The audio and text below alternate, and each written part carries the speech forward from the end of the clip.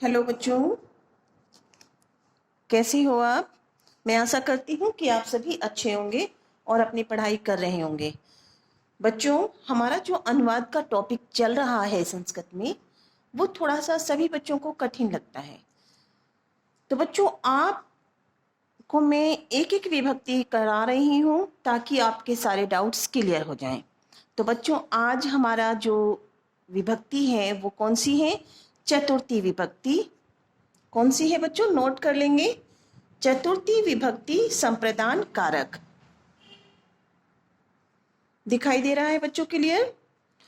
अब देखिए बच्चों, चतुर्थी विभक्ति में कौन से कारक का प्रयोग होता है? संप्रदान कारक का। हमने टेबल अपनी याद करी थी, कर्ता ने कर्म को कर्ण से के द्वारा, ठीक है, कर्ता ने कर्म को कर्ण से संप्रदान के लिए। तो ये हमारा जो चतुर्थी विभक्ति है उसमें कौन सा कारक लगता है? संप्रदान कारक। तो इसके बच्चों सूत्र हैं जो नोट करने हैं आपको।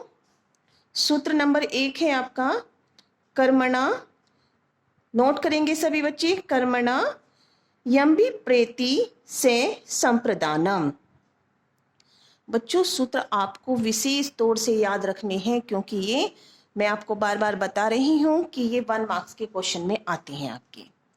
सेकंड है रुच्य अर्थानाम प्रियमान्य है। थर्ड है स्प्रेहेरी इप्स्त है। फोर्थ है नमः स्वस्ति स्वाहा स्वेधा अलम वस्ट योगाश्चे। तो जो बच्चों हमारा सबसे पहला सूत्र है, ठीक है, हम पहले उसको एक्सप्लेन करेंगे।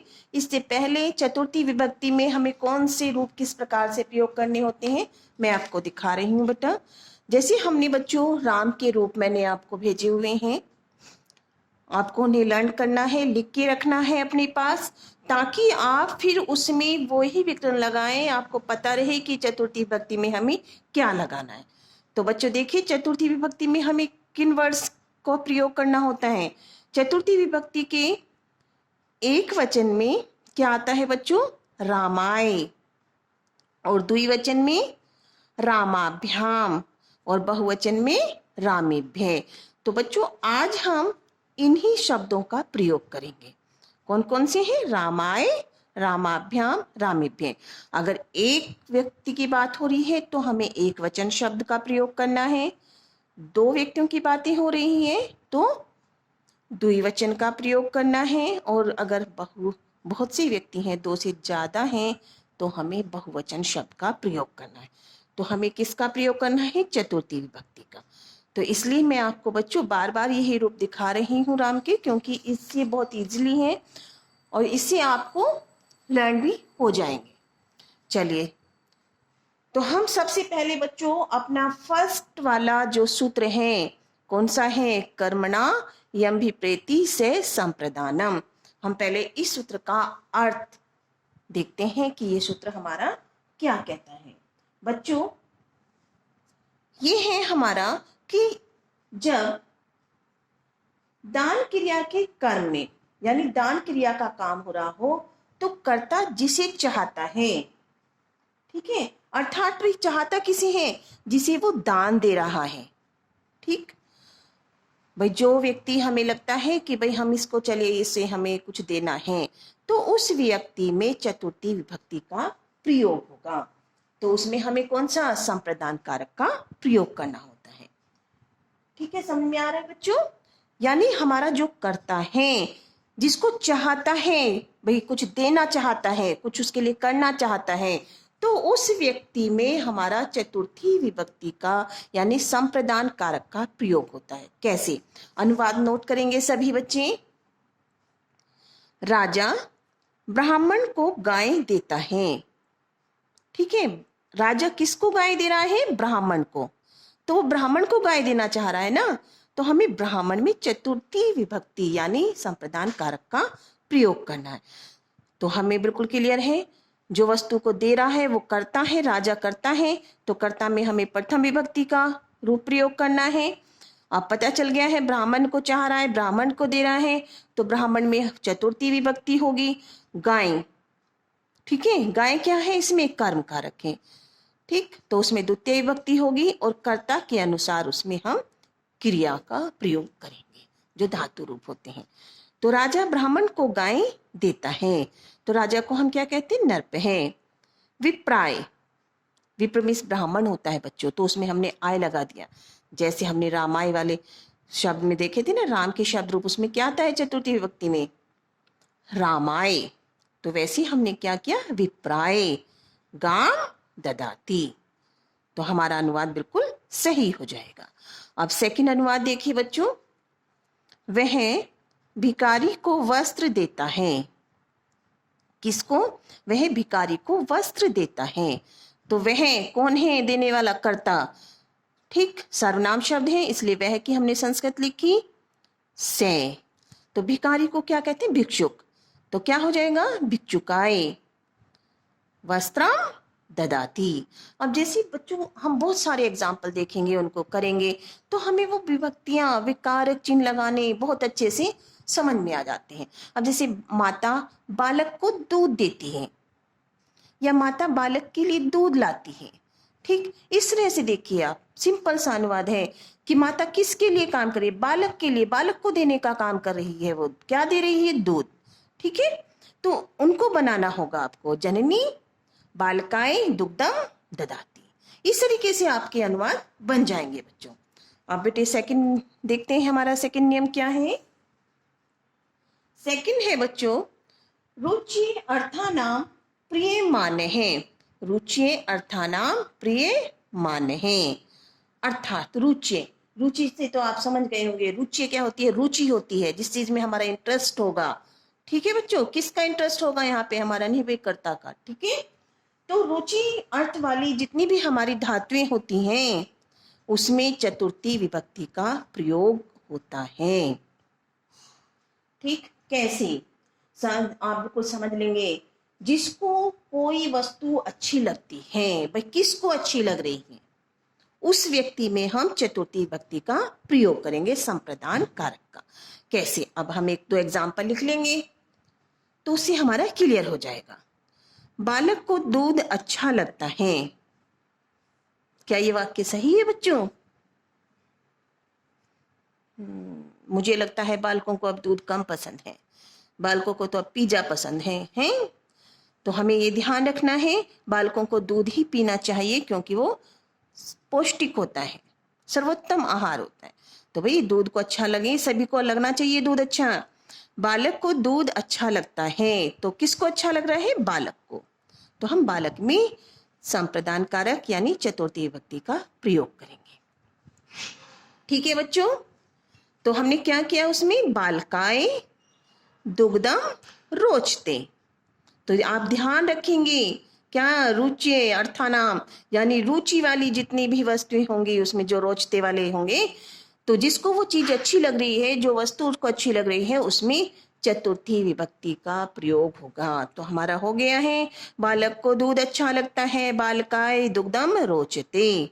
ठीक है, अब भाई सेकंड देखते हैं, तुम्हें मिठाई अच्छी लगती है। क्या है बच्चों हमारा वाक्य, तुम्हें मिठाई अच्छी लगती है। अब भाई तुम्हें हाँ गए, अभी आप भी खुश हो गए होंगे कि मिठाई, या मिठाई भी कोई बहुत कम पसंद करते हैं सभी बच्चे। भाई मीठा खाना कौन पसंद कर रहा है, अब तो नमकीन पसंद करते हैं सब, हैं? चलिए कोई बात नहीं, ये वाक्य है, बना लीजिए। तुम्हें, तो तुम्हें की संस्कृत क्या होती है, तुभ्यम। ठीक, सर्वनाम रूप भी आपको याद करने हैं, मैं आपको शॉर्ट वीडियो प्रोवाइड करा दूंगी।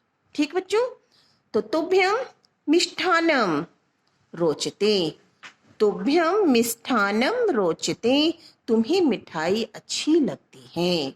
चलिए बहुत अच्छे, अब हम लास्ट वाक्य देखते हैं, इसमें क्या है भाई, मेरे लिए तो यही वाक्य सही है, राम को पढ़ना अच्छा लगता है। क्या अच्छा लगता है, राम को पढ़ना अच्छा लगता है। अब देखिए भाई, राम को, तो राम को पढ़ना अच्छा लग रहा है, तो हम राम में चतुर्थी विभक्ति का प्रयोग करेंगे। कैसे, रामाय पठनम रोचते। तो अब ये रुचि वाली जितनी भी धातु हैं, ये ध्यान रखिए, जिसमें रोचते रोचते आ रहा है, ध्यान रखिए, जो भाई किसी जिसकी रुचि होती है, जिस चीज में रुचि होती है कर्ता की, तो उस कर्ता में हम क्या करेंगे, चतुर्थी विभक्ति का प्रयोग करेंगे। समझ में आ गया बच्चों सबको? चलिए भाई, कर्ता को कोई वस्तु अच्छी लग रही है तो जिसको जो अच्छी लग रही है उसमें, जिसको लग रही है उसमें हम चतुर्थी विभक्ति का प्रयोग करते हैं। चलो बच्चों हम आगे बढ़ते हैं अब। चलिए तीसरा सूत्र है बच्चों हमारा स्पृहरी इप्स्तः। स्पृह मीन्स होता है बच्चों इच्छा करना, ठीक है, चाहना किसी चीज की, ठीक है, क्या चाहना, क्या जब जिसे चाहते हैं उसी की तो हमारी इच्छा होती है, जो चीज हमें अच्छी लगती है, ये वैसे ही है। तो आप ध्यान रखेंगे बच्चों, जो हमारा कर्ता होता है इसमें मीन्स होता है चाहना, ठीक। इप्स्तम होती है इच्छित वस्तु होगी तभी तो वो अच्छी लगेगी। अब देखते हैं हमारा अनुवाद किस चीज को अच्छी बताता है, भाई किसको क्या अच्छा लग रहा है। अनुवाद देखेंगे, वह धन की इच्छा करता है, भाई उसे तो रुपया पैसा ज्यादा पसंद है, वह धन की इच्छा करता है। तो धन की इच्छा हो रही है, धन की, तो धन में हम चतुर्थी विभक्ति का प्रयोग करेंगे, जिस चीज की इच्छा लग रही है, जिस चीज को चाह रहा है। तो वह की संस्कृत क्या होती है बच्चों, से। धन की धनाय स्पृहति, ठीक, वह धन की इच्छा करता है, से धनाय स्पृहति। ठीक है बच्चों, हो गया। अब सेकंड वाक्य देखिए, सभी बच्चे वाक्यों को नोट करते जाएंगे ताकि आपको आगे दिक्कत ना हो। सूत्र अपने एक साथ नोट करते रहेंगे, उनके साथ साथ आप अपने वाक्य भी उनके अकॉर्डिंग नोट करेंगे बच्चों। अगला वाक्य है, रमा फूलों को चाहती है, ठीक, उसको चाह रही है, अच्छे लग रहे हैं भाई, उसको इच्छा है उसकी उन चीजों को लेने की, तभी तो जो चीज हमें पसंद आती है तभी तो हम उसे लेते हैं। रमा फूलों को चाहती है, तो क्या बनाएंगे हम, रमा कैसा शब्द है, आकारांत स्त्रीलिंग शब्द है जिसमें विसर्ग नहीं आते। ठीक है बच्चों, तो हमने क्या किया, रमा पुष्पेभ्य स्पृहति, तो जिस चीज को चाहा जा रहा है फूलों को, तो फूलों में हमने चतुर्थी विभक्ति का प्रयोग किया। अब पुष्पेभ्य पुष्पाय नहीं आया क्योंकि एक फूल को नहीं चाह रही है वो, कि नहीं फूलों को, तो बहुवचन शब्द हो गया, ठीक है, तो हम उसमें बहुवचन शब्द का ही प्रयोग करेंगे, ठीक। तो पुष्पेभ्य स्पृहति, रमा पुष्पेभ्य स्पृहति, हो गया बच्चों क्लियर। अब नेक्स्ट देखेंगे, फोर्थ सूत्र है हमारा, नमः स्वस्ति स्वाहा स्वेधा अलम वशिष्ठ योगाश्च, ठीक। नमः का मतलब होता है बच्चों नमस्कार। क्या होता है नमः का मीन्स, नमस्कार। जो बच्चे उनकी हिंदी लिखना चाहते हैं साथ के साथ आप लिखते जाएंगे। स्वस्ति का मीनिंग होता है बच्चों कल्याण। जैसे हम स्वास्तिक चिन्ह बनाते हैं अपने घर के द्वार पे, तो उसका मीनिंग क्या होता है, कल्याण होना, शुभ होना, ठीक। स्वाहा तो आप समझ गए होंगे, जब भाई हम हवन करते हैं तो हम उसमें आहुति लगाते हैं ना, तो उसमें हम क्या बोलते हैं, स्वाहा। तो ये वही वाला स्वाहा है जब किसी के लिए कोई आहुति वगैरह दी जाती है। श्वेधा का मीनिंग होता है बच्चों, जो हम अपने पूर्वजों के नाम से आहुति लगाते हैं, उसमें हम श्वेधा शब्द का प्रयोग करते हैं। ठीक है बच्चों, आगे करें, अलम, यहाँ पे संधि हो रही होगी, श्वेधा अलम, तो यहाँ पे संधि है बच्चों दो शब्दों में। तो अलम का मीनिंग होता है बच्चों पर्याप्त, यानी समर्थ, कोई किसी के लिए जो पर्याप्त होता है, तो अलम मीन्स पर्याप्त या समर्थ। वशिष्ठ का मीनिंग होता है जो हम बच्चों देवताओं के लिए कोई भेंट देते हैं, जो हम चढ़ावा चढ़ाते हैं, वो वशिष्ठ का अर्थ होता है देवताओं के लिए दी जाने वाली भेंट। तो नमः स्वस्ति स्वाहा स्वेधा अलम वशिष्ठ, इन शब्दों का आपने अर्थ नोट कर लिया होगा। चलिए बच्चों, अब हम आगे देखते हैं कि किस प्रकार से हम उनका प्रयोग करते हैं। गुरु को नमस्कार है, भाई ये तो इम्पोर्टेंट वाक्य है आपका, ठीक। तो सबसे पहले भाई good evening, good morning, good afternoon कुछ तो बोल दिया करो। गुरु को नमस्कार है। तो गुरु में बच्चों हम चतुर्थी विभक्ति अर्थात संप्रदान कारक का प्रयोग करें। ठीक, गुरुवे नमः हो गया। गुरु को नमस्कार है, गुरुवे नमः है। चलो अब आगे वाला हम देखते हैं। बालक का कल्याण हो। ठीक, बालक का, तो बालक में हम जिसका कल्याण होगा उसमें हम चतुर्थी विभक्ति का प्रयोग करेंगे। तो क्या लिखा हमने? बालकाए। क्या हुआ बच्चों? बालकाए स्वस्ति, बालकाए स्वस्ति। चलिए आगे देखते हैं क्या है हमारा वर्ड। अग्नि के लिए आहुति, अग्नि के लिए आहुति, अग्नि स्वाहा। ठीक है, तो जब भी आप हवन में आहुति लगाओगे तो आप वहां पे उन वर्ड्सों को देखेंगे कि हम किसके साथ स्वाहा बोल रहे हैं। ठीक, तो वहां पे जिसके लिए, जिस देव देवताओं के लिए आहुति दी जा रही है, देवताओं के लिए, उनके वर्ड यानी जो नाम होते हैं उनके बाद बोलते हैं स्वाहा। अब देखिए आगे हम देखते हैं बच्चों।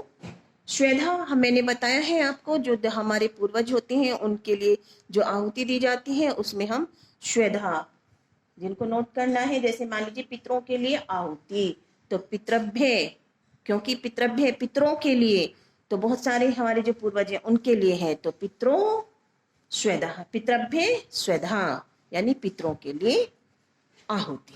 ठीक, अब देखिए आगे हमारा क्या वर्ड है। अनुवाद है कंस के लिए कृष्ण पर्याप्त है। भाई अब तो कंस वध पे हम पहुंच गए हैं, तो ध्यान से नोट कर लीजिएगा आप। ठीक है बच्चों, कैसी? कंस के लिए कृष्ण पर्याप्त है। तो किसके लिए? कंस के लिए। तो हम उसमें क्या लिखेंगे? संप्रदान कारक चतुर्थी विभक्ति का प्रयोग करेंगे। कंसाय कृष्ण है अलम, अलम का मीनिंग मैंने आपको बताया था, अलम मिस होता है पर्याप्त, ठीक, या सामर्थ्य। तो कंसाय कृष्ण है अलम। तो ये हमारी चतुर्थी विभक्ति के जो मेन सूत्र हैं वो मैंने आपको नोट कराए हैं। अच्छा बच्चों, मैं आपको एक चीज़ और बता देती हूँ यहाँ पे। जैसे आपने जब कोई हमारे पास में इनविटेशन कार्ड आता है तो उसमें आपने देखा होगा सबसे ऊपर लिखा रहता है, सबसे पहले हम गणेश जी को याद करते हैं, प्रथम पूज्य देव हैं हमारे गणेश जी। तो उसमें हमें क्या लिखा था? गणेशाय नमः। गणेश के लिए, जो हमारे गणेश भगवान हैं उनको नमस्कार लिखते हैं। तो वहां पे भी आपने देखा होगा गणेशाय नमः।